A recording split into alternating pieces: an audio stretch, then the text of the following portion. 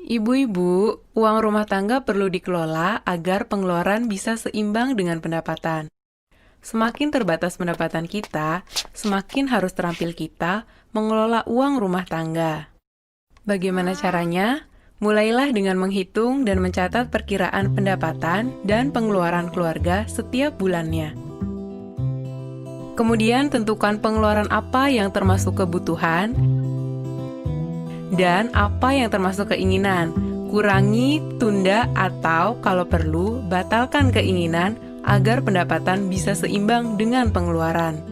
Selanjutnya, buatlah anggaran bulanan, yaitu rencana pengeluaran yang seimbang jumlahnya dengan perkiraan pendapatan dalam satu bulan. Utamakan pengeluaran yang merupakan kebutuhan. Seringkali beberapa anggota keluarga perlu uang secara bersamaan untuk kebutuhan yang berbeda. Bicarakan dan sepakatilah bersama kebutuhan yang harus didahulukan.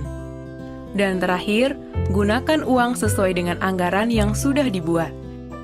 Kita bisa memakai sistem amplop dan membuat catatan kas harian untuk mengendalikan pengeluaran. Nah, ibu-ibu, bagaimana? Mudah kan? Ibu-ibu, keadaan darurat bisa datang setiap saat dan biasanya perlu banyak uang untuk mengatasinya.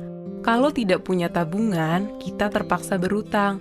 Padahal berutang itu besar resikonya dan pengeluaran kita pun membengkak. Jadi, biasakanlah menabung supaya tidak terjebak untuk berutang. Sisihkanlah uang untuk ditabung segera setelah kita menerima pendapatan. Menabung tidaklah harus banyak, yang penting rutin dan disiplin. Menabunglah secara terencana untuk memenuhi kebutuhan tertentu, misalnya untuk mengumpulkan modal usaha. Dan yang tidak kalah penting, pilihlah tempat menabung yang paling menguntungkan kita. Bila kita sampai terpaksa berutang, rencanakanlah utang secara cermat.